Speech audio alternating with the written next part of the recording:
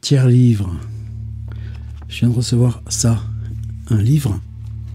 C'est un livre. 130, 140 pages.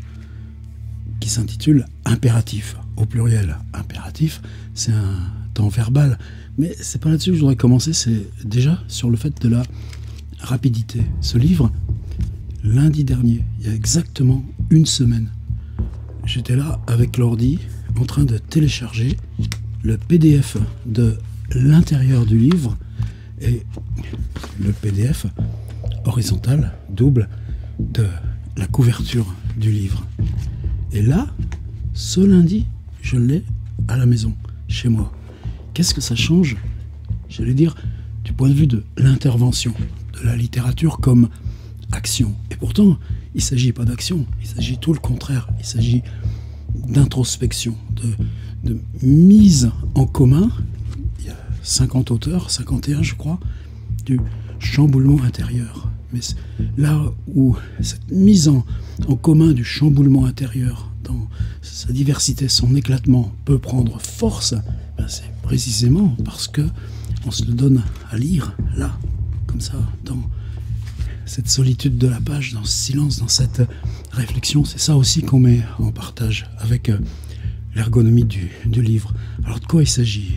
24 février, journée qui restera comme une sorte de chute de lambeaux noirs.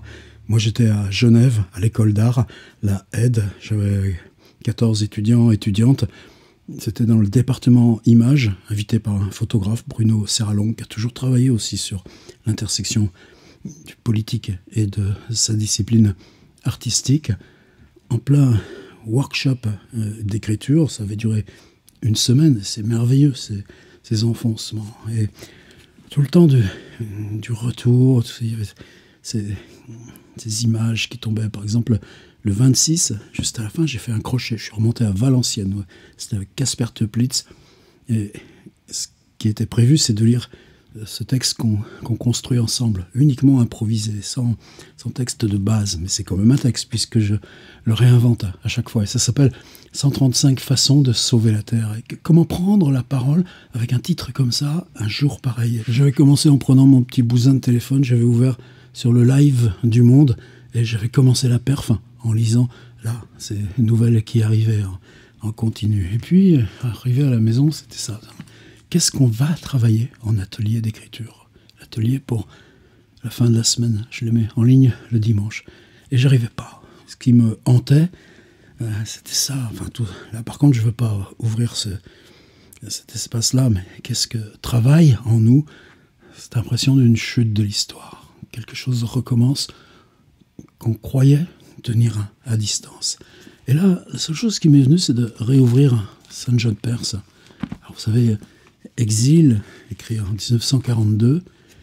Ensuite, il y a Vent, en 1946, ces grands vents qui libèrent la Terre.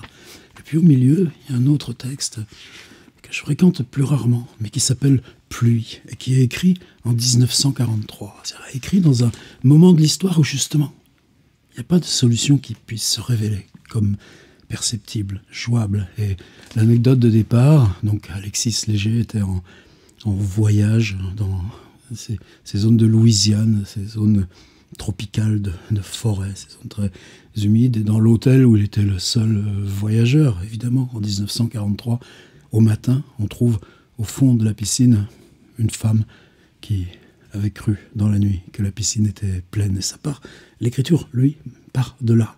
Et la phrase là, de ce chant 7, c'est « Laver, ô pluie, laver le doute et la prudence au pas de l'action, laver le doute et la décence au champ de la vision, laver, ô pluie, la taie sur le... » Et chaque paragraphe, laver l'histoire des peuples aux hautes tables de mémoire, ou bien, ô pluie, laver au cœur de l'homme les beaux dits de l'homme, les plus belles sentences, les plus belles séquences, les phrases les mieux faites, les pages les mieux nées, laver au cœur des hommes leur goût de cantilène, d'élégie, etc.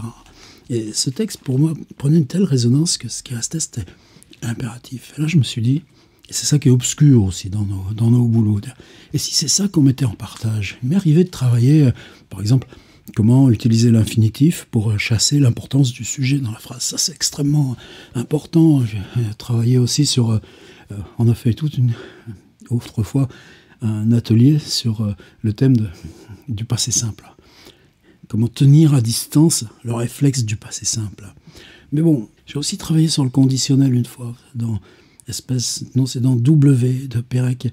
Il y a ce très beau passage où les illustrations des livres d'école, c'est toujours le père, la mère, un garçon, une petite fille, un petit garçon, une petite fille, et lui, évidemment, une figure totalement inatteignable. Et dans ce passage de W, c'est tout écrit « il y aurait »,« on aurait ». Et ça, je l'ai utilisé. Donc se dire, et si nous, collectivement, ce qu'on s'approprie, c'est l'impératif. Ce temps bizarre qui ne peut pas se décliner avec tous les pronoms. Ce temps qui implique d'emblée un destinataire et un complément. Et j'ai pris le texte de Saint John Perse, cette phrase, laver, eau, pluie, et avec ce petit groupe là, qui constitue l'atelier hebdomadaire de tiers-livre, je leur dis, moi je ne peux pas faire autre chose. Cette semaine, on travaille avec ça. Qu'est-ce que l'impératif nous autorise dans les ombres du monde? Et c'est venu. C'est-à-dire sur la plateforme, moi le matin, je vois ça qui s'écrit, un texte et puis un autre. Alors je pense que ça change aussi parce que les premiers ou les premières à écrire, eh bien, on est dans la même nuit. Et puis ensuite, quelque chose s'organise différemment parce que ce qu'on écrit répond à ce qui s'est déjà écrit, qu'on refuse de le faire d'ailleurs ou pas. Mais en tout cas, le livre qui s'engendre, c'est pas 50 réponses toutes à même distance, c'est vraiment un chemin, sauf que ce chemin, on le parcourt ensemble, quitte à ce que quelques-uns, 2 ou 3, écrivent à deux reprises. Alors, on s'était donné, ensemble, mercredi il y a 10 jours, exactement, on dit, ça, on le bloque. Vous voulez participer au livre, il faut écrire avant. C'est-à-dire qu'on a écrit, en gros, pendant exactement 10 jours. Ensuite, pendant 3 jours, c'était relire, corriger, modifier éventuellement, évidemment, c'est important. C'est pas un livre, c'est pas une trace brute, c'est pas une photographie là de quelque chose qu'on a agi ou soulevé ensemble. On l'a fait, ça aussi. On a fait une fois une séance dirigée par l'ami Vincent Tholomé depuis Namur. On a écrit tous en direct sur un Framapad. Et toujours disponible sur le site, ça s'appelle Pavé. Et puis, à un moment donné, tu dis, ça y est, c'est prêt, vous avez relu. Bon, il y a eu, je crois, 25 états successifs du PDF. Eh bien, on charge. On charge et maintenant, on partage, on diffuse. Alors, celui que j'ai là, je l'ai commandé juste là pour que ça arrive très vite. N'empêche que demain matin, j'en aurai un paquet de 50. Et donc, il y a 50 exemplaires à commander sur mon site. Pour une fois, j'ai l'impression que ça nous dépasse collectivement. C'est-à-dire, l'auteur à 50 têtes ou à 100 mains qui, là, envoie ce poème. Est-ce que Saint John Perse, c'est un poème si c'est écrit en prose? Qu'est-ce que c'est ces versets? Qu'est-ce que change l'impératif à la poétique dans la prose? Eh bien, j'ai l'impression que ce chemin-là nous dépasse collectivement et que ce livre, l'offrir, le diffuser, ça peut avoir du sens. Le diffuser même autour de vous. Évidemment, il n'y a pas de bénéfice dans l'affaire. Moi, j'ai inclus là, dans nos petits calculs, quand on met un prix là, pour le mettre sur Amazon ou sur le site, c'est évidemment la fabrication, c'est le port pour le recevoir, c'est le coût de l'enveloppe et le coût du timbre, c'est ce que reprend l'URSSAF sur notre chiffre d'affaires, même microscopique de petites structures. On n'a aucune aide extérieure, mais il y aura quand même 1 euro minimum qu'on reversera, on en discute ensemble dans le groupe, à des fonds d'aide humanitaire. Alors, il y a quoi dedans? Une table des matières, un auteur, un titre. Il y a la phrase en épigraphe de Saint John Perse. Laver aux pluies. Et j'ai mis la date, 1943. Et puis ensuite, qui a ouvert? C'est Danielle Godard-Livet, la première à avoir publié. Excusez de ne connaître de l'Ukraine que le grand escalier d'Odessa et la centrale de Tchernobyl. Excusez de chercher sur la carte la Crimée, le Donbass et la mer d'Azov. Excusez de découvrir des villes inconnues de nous comme Mariupol ou Kharkiv. Excusez de mesurer nos distances aux ogives nucléaires. Excusez de tout ignorer de vos voisins, la Moldavie, la Roumanie, la Pologne, la Biélorussie. Excusez de craindre pour notre chauffage alors même que le printemps arrive et que si nous voulions, il suffirait de mettre 2 ou 3 pulls car nous avons encore de quoi nous vêtir tout comme un toit sur nos têtes. Tolérer que nous ayons peur de la hausse des prix des céréales, des coupures d'électricité. Tolérer nos hésitations et cette prudence qui nous caractérise quand il s'agit des autres. Tolérer que même les Canadiens, ils sont pourtant loin, craignent une attaque qui viendrait du Nord. Ça continue. Ensuite, Jean-Luc Chauvelon. Réveille-moi, Oksana, de ce jour funeste, quand pleuvent les bombes, quand fleurissent les tombes. Réveille-moi lorsqu'en haut de ma montagne, je te devine au loin rejoindre la marche des réfugiés qui saignent la folie, la marche des migrants que notre indignité qualifie comme elle nous arrange. Réveille-toi, Oksana, je ne vois plus rien derrière tes yeux humides. Si je passe comme ça, Laurent Stratos. L'acier hurle sa rage, la table est mise, il va se baffrer. Le monde terrorisé entend le cri strident. Rêvez, petits hommes, de mains incarnées, chantez la parole comme un étendard aux couleurs de la vie. Rêvez, petits hommes, aux mains calleuses, sculptez un monde avec cette terre rouge, couvrez de beauté le monde abîmé. Rêvez, petits hommes, aux doigts tachés d'encre, écrivez les mots que les machines ne peuvent entendre. Rêvez, petits hommes couverts de couleurs, dessinez des mondes imprenables, des univers microscopiques, des arpents de terre galaxiques, l'impossible à conquérir, etc., etc. Et ce qui m'a frappé dès ce moment-là, à mesure que les textes arrivaient, se mettaient en ligne, c'est l'écart. L'écart et puis toujours ça. Si tu veux être politique en littérature, prends écart. Et c'est l'écart qui devient la prise formelle d'écriture et l'assaut formel de l'écriture sur ce qu'il y a d'innommable et qu'elle désigne. Quelquefois, certains, Clarence Massiani tout près de Saint-Jean-Perse, lavez aux pluies nos pensées inutiles, futiles, dangereuses, qui encombrent nos esprits, nos cœurs torturés, lavez nos doutes, nos déraisons, nos égarements. Je lis que les débuts. Bernard Dudognon, accepte ça, dis-là, cette douleur que tu imagines dans la tête, dans le cœur de celle que le plus fort peut t'asservir. Souvenir de ce que tu n'as jamais connu. Cow-boy, marchand d'esclaves, conquistador, vous revoici, guerre coloniale, qui en veut à mon insouciance, pourtant le Rwanda. Caroline Diaz, rompez nuages, rompez le poids de l'air d'averses tièdes, rompez les bombes, rompez le fer, l'acier, le sang, rompez, aveuglez-moi, videz la nuit, traversez le miroir, hantez-moi de douceur, venez, venez, venez voir, sortez de dessous les pierres, riez, incrédules, riez les morts, riez avec nous, rions amers, ensemble, rompez, rendez-vous les morts, pointez vos cœurs, ouvrez les mains, donnez-nous l'oubli. Toujours, je ne lis que les débuts. Nathalie Holt, à qui on doit aussi la photographie de couverture.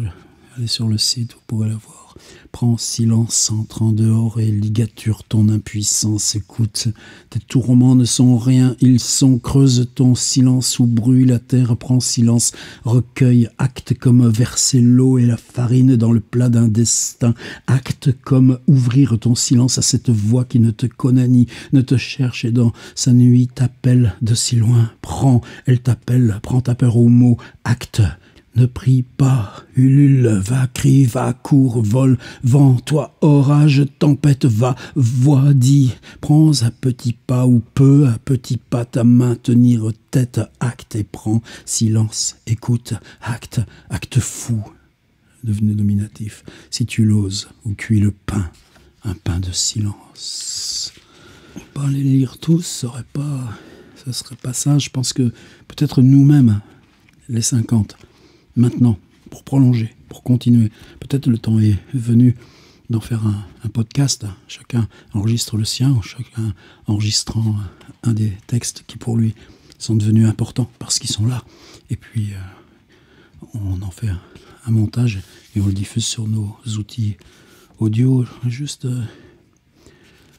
prendre celui, tenez, frotter les cellules mortes, les grains invisibles, les peaux molles encore fiévreuses, encore une brosse de mains en main, frotter les germes minuscules, chacun à son tour, les crins de la brosse rugueux méticuleusement, geste lent, mimétique, de mains en main, et le sol recouvert monticule sans couleur presque translucide ou grisâtre comme les nuages, les poussières des temps sur les peaux accumulées, les peaux dures et froides, manger le sable, les ciments effrités, la terre et ses racines, celles de l'arbre aussi profond, de mêlées à celles de la terre, lentement manger, mâcher le dessous du monde, sous la neige, sous l'herbe, à la table des vers, manger doucement les dessous, chuchote une langue connue des pierres, des limons, une langue sédimentaire, elle s'apprend à cette table seulement, manger le noir, le brun de ce qui fut un jour, les saveurs lointaines de la terre, des ancêtres, devenez. Aveugle-nous de ta lumière, aveugle-moi, je ne veux plus te voir, fais que je larmoie plus fort, fais que, mais si le broussailleux ne rencontre plus d'autres yeux, brûle, aussi haut que tu le peux, brûle, mes épaules porteront la marque de tes morsures, brûle l'air que je respire, brûle-le, allez montre-moi la force de ton feu, dépose sur le monde et mes choses, sur le corps et mes mains, ta chaleur comme un manteau de chair, étouffe-moi, rapproche-moi, viens plus près, ce n'est rien pour toi, quelques mètres, rien d'autre n'existera, tu seras seul, œil morne, et livide, n'es-tu pas déjà le roi?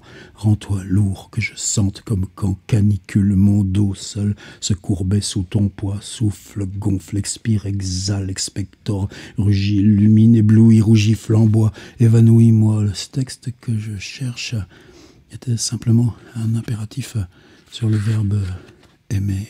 Sachons, amis, que cette hébétude qui nous prend n'est pas pour nous. N'oublions pas que les bombes ne sont pas pour nous. Maudissons le mal qui est en l'homme. Pleurons l'impuissance de ceux qui sont pris dans le tumulte, de ceux qui agissent sans l'avoir voulu, de ceux qui souffrent sans y avoir été préparés, de ceux qui ne comprennent pas, ne peuvent et ne doivent comprendre. Mais sachons que nous ne sommes pas eux, sachons, amis, que nous ne pouvons que tenter de ressentir. N'oublions pas que sous les bombes sont des vivants avec des sentiments sans rapport avec elles. Tentons de penser les gorges nouées et les sourires accueillant l'enfant né dans un abri, les yeux qui ne veulent pas être mouillés pour le dernier regard de ceux qui se séparent, les yeux écarquillés qu'un petit garçon lève vers un homme bienveillant et inconnu. Mais n'oublions pas la décence. Ne parlons pas de notre peine, sachons, amis, que ceux qui la font sur le terrain, etc., etc. Et c'est tout le dernier paragraphe que je veux lire de Brigitte Sellerier.